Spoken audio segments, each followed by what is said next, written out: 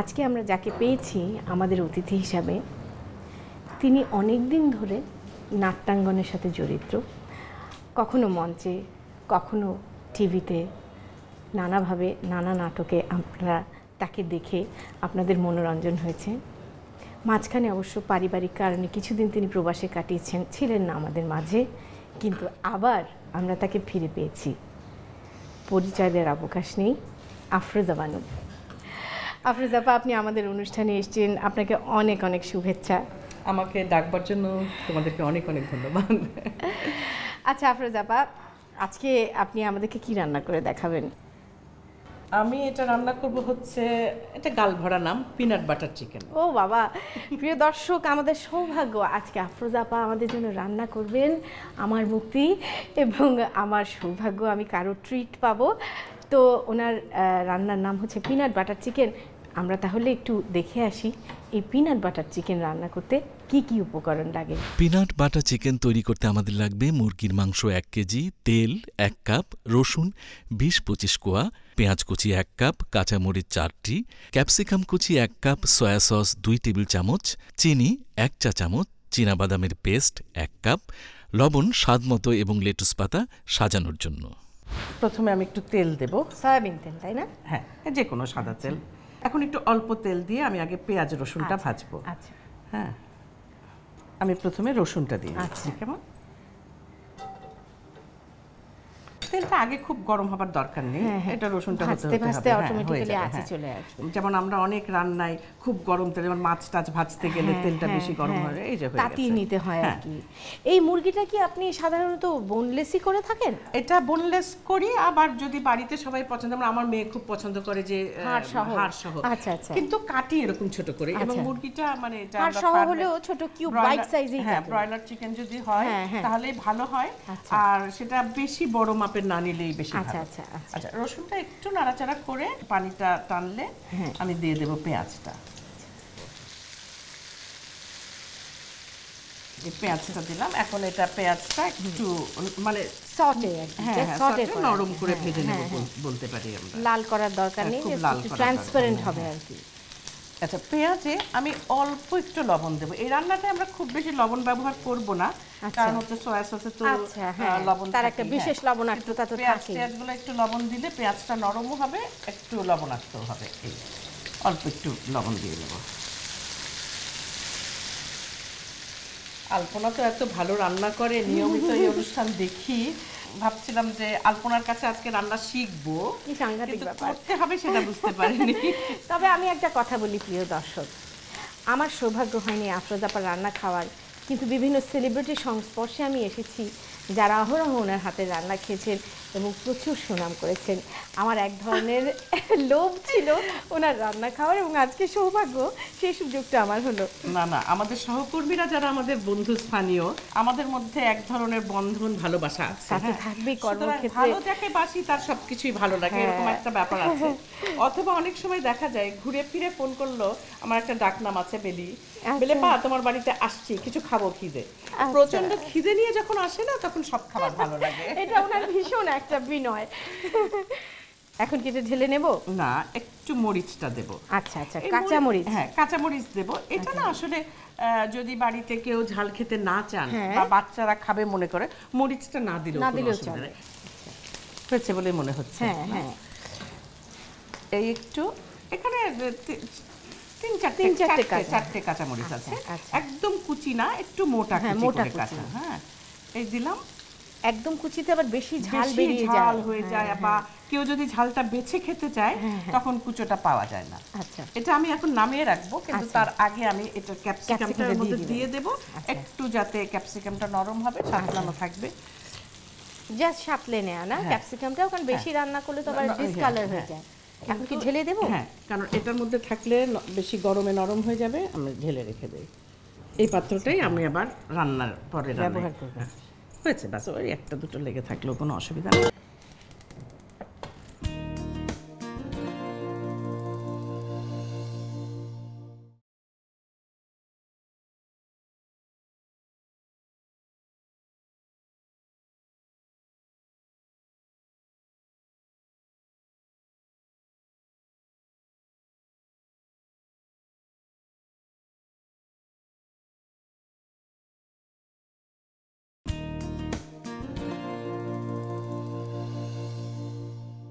এখন আমি আরেকটু তেল দেব। খুব বেশি তেলের দরকার নাই এই রান্নাটায়। হ্যাঁ, কোনো ডুবো। মুরগিটাকে কি কোনো কিছু দিয়ে মাখাতে হবে? কোনো কিছু নিয়ে মাখানো নাই। আচ্ছা, সয়া সসটা শেষে যখন দেব, মুরগি কিন্তু সয়া সসটাকে বেশ খেয়ে নেয়। হ্যাঁ, ওটা ম্যারিনেট না করে রাখলেও কোনো সমস্যা নেই।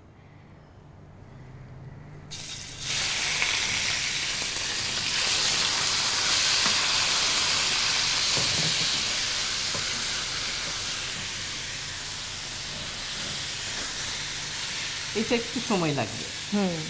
তবে আজকাল এই ব্রয়লার মুরগি আর বোনলেস হলে পটাপট সিদ্ধ হয়ে যায়। এবং সত্যি কথা বলতে কি জানেন, বেশি ওভারডান করলে ছাবা ছাবা লাগে। আমি সেটাই বলতে যাচ্ছিলাম, ভাজা মানে থাকলে ভেজে লাল করে ফেলা না, বেশি ভাজতে গেলে একদম শক্ত শক্ত হয়ে যায়, তখন এটা জুসটা হারিয়ে যায়। আর এই প্যানটা দেখেই একটা কথা মনে পড়লো, বলেনি, খুব বেশি ছোট প্যানে রান্না করলে কিন্তু এই যে নাড়াগুলো যে কোনো রান্নার হয় না, ভালো করে নাড়াটা যায় না। ছড়ানো হাঁড়িতে হলে রাখতে সুবিধা হয়। মুরগি থেকেই পানি ছাড়ে, মুরগিতে একটু পানি ছাড়ে, যে পানিটা টেনে দেওয়া পর্যন্ত আমরা একটু। আচ্ছা, এই জন্য কি ঢেকে দেব? না, ঢেকে দিলে খোলাই থাকবে, বেশি সিদ্ধ হয়ে যাবে, বেশি পানি বেরিয়ে যাবে এবং পানি শুকোতে সময় লাগবে। হ্যাঁ, মুরগির পানি অনেকটা টেনে এসেছে, অনেকটা টেনে এসেছে। আলপনা, তুমি কি মানে কোথাও রান্না শিখে এই অনুশীলন করছো নাকি রাঁধতে রাঁধতে আমাদের মতোই? আসলে সত্যি কথা বলি যে আমার তো কোনো প্রাতিষ্ঠানিক শিক্ষা নেই। আমার শিক্ষক বলতে সিদ্দিকা কবির আছেনই, সেটা আমরা সবাই শুরু করেছি সিদ্দিকা কবিরের বই থেকে। কিন্তু সত্যি কথা বলতে আপনাকে যেটা বলবো যে আমার শিক্ষকের কোনো শ্রেণী নেই, কোনো মান নেই। আমি কাজের বুয়ার থেকে শিখি, আমি রাস্তার পারে সিঙ্গারা সামোসা বানায়, পরোটা ভাজে, ওই লোককে ডেকে এনে শিখি। আমার আসলে ভীষণ ইন্টারেস্ট। আমরাও কিন্তু কাজ রাঁধতে রাঁধতেই রান্না শিখেছি আসলে। তবে এটা সত্য যে সিদ্দিকা কবিরের বই আমাদের প্রথম জীবনে আমরা ওটা দিয়ে শুরু করেছি। আর এখন যেমন স্যাটেলাইট চ্যানেল, দেশ বিদেশের বা আমাদের চ্যানেল, বিভিন্ন চ্যানেলে নানান রকম এক্সপার্টরা রান্না করছেন। আমরা যখন মানে স্কুল কলেজে পড়েছি এগুলো কোনো সুযোগ ছিল না, বা আমাদের যখন বিয়ে হয়ে নতুন সংসারে গেছি তখন ছিল না। যদি বাবার বাড়িতে কখনো দু একটা সুযোগ পেয়ে থাকি তো করেছি, সেরকম ছিল। কাছ থেকে কিছু শেখা, শাশুড়ির কাছ থেকে কিছু শেখা, মায়ের কাছ থেকে শেখা, এবং নিজে রাঁধতে রাঁধতে এই ডাইনে বায়ে করতে করতে একটা নতুন আইটেম তৈরি হয়ে যায়। এখন রান্না শেখার মাধ্যম অনেক বেড়ে গেছে, অনেক সহজলভ্য হয়ে গেছে। এই জন্য জানেন আজকাল ছোট ছোট বাচ্চারা আরেকটা মনে হয় যারা রান্না করে পরিবারের লোক যদি খেতে পছন্দ করে এবং খেয়ে প্রশংসা করে, সবচাইতে বড় ইনসেন্টিভ আমি মনে করি রান্না। আমার মনে হয় মুরগিটা আমার একটু তেলে চলে এসেছে। এবার আমি সয়া সসটা পুরোটা 2 টেবিল চামচ মতো আছে, একটু কম বেশিতে কোনো অসুবিধা হয় না, অসুবিধা নেই, নিজের স্বাদ অনুযায়ী করে নিন। সয়া সসটা এই যে দিলে মুরগি একদম পুরোটা টেনে নেবে।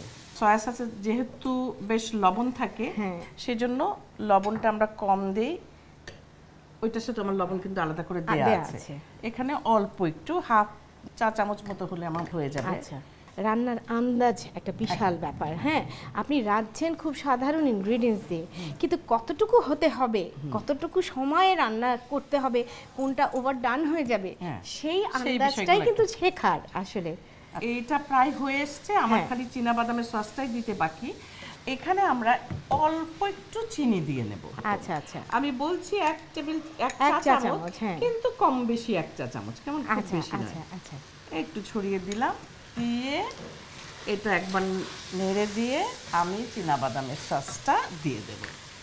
এটাই এটার বিশেষত্ব এই রান্নাটার। আর কিন্তু সব একদম সোজা জিনিস এবং বেশ ভিন্ন ধরনের। আমি কখনো পিনাট বাটার দিয়ে চিকেন দেখিনি, খুব অভিনব লাগছে আমার কাছে। ওই আর কি, একটু এদিক থেকে সেদিক। এটা কি আপনার নিজস্ব রেসিপি? মোটামুটি। আলপনা, এবার আমার এইটা এর মধ্যে ঢেলে দিতে হবে। হ্যাঁ, ডান। চুলোটা বন্ধ করে দিল।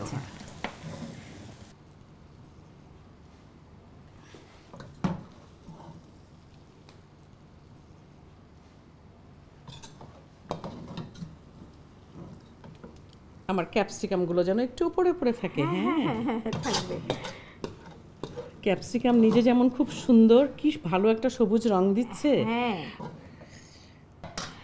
প্রিয় দর্শক, তৈরি হয়ে গেল আফরোজ আপার পিনাট বাটার চিকেন। আপনাদের সবার সুবিধার জন্য চলুন এটার প্রণালীটা আর একবার দেখে আসি। প্রথমে কড়াইয়ের তেলে রসুন ও পেঁয়াজ কুচি সামান্য ভেজে এতে লবণ, কাঁচামরিচ কুচি ও ক্যাপসিকাম কুচি দিয়ে কিছুক্ষণ ভেজে পাত্রে তুলে রাখুন।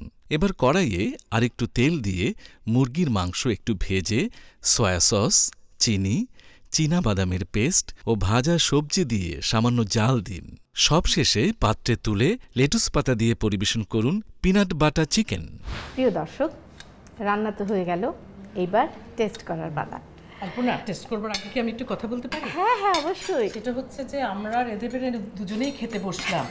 আমাদের সব ভাইরা যে এখানে কাজ করছে ওদেরকে একটু ধন্যবাদ দেই, আর ওদেরকে পারমিশনও নিয়ে নেই না, ওদের সামনে খেতে বসছে। সেই সাথে দর্শকদেরও বলি যে আপনাদের সাথে নিয়ে খেতে পাচ্ছি না, কিন্তু আমরা দুজনে যে আজকে রান্না করেছি আপনারা রাঁধবেন এবং খাবেন, আমাদের কথা মনে করবেন। আচ্ছা আফরোজ আপা, এখন তো আমরা আগে একটু টেস্ট করে দেখব। আপনি আসার আগে আমি এরকম জেনারেল সোস চিকেন নামে একটা একদম মানে অ্যাকচুয়ালি এটা চাইনিজ রেসিপি, কিন্তু ওই নর্থ আমেরিকান রেস্টুরেন্ট, চাইনিজ রেস্টুরেন্টগুলোতে এগুলো বেশি ব্যবহার হয়। আর একটু স্টিম রাইস দিয়ে এটা ভালো লাগবে। আর আমি তো রেজিস্ট করতে পারছি না আফরোজ আপার পিনাট বাটার চিকেন।